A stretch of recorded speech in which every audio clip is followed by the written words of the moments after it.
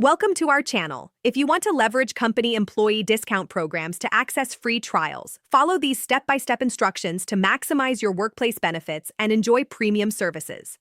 Step 1. Contact your HR department or visit your company's employee benefits portal to view the complete list of partner companies offering discounts and trial programs. Step 2. Review the available partnerships carefully, noting which services offer free trial periods specifically for employees of your company rather than just standard discounts. Step 3. Verify your eligibility requirements, which might include employment duration, full-time status, or specific department affiliations. Step 4.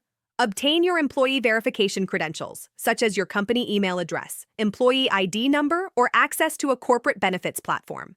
Step 5. Navigate to the Partner Services website using the custom link provided in your benefits portal to ensure proper employee verification and trial activation.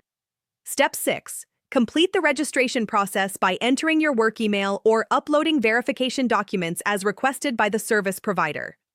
Step 7. Confirm that your employee status has been verified and that the free trial period is active in your account, noting the duration and any limitations.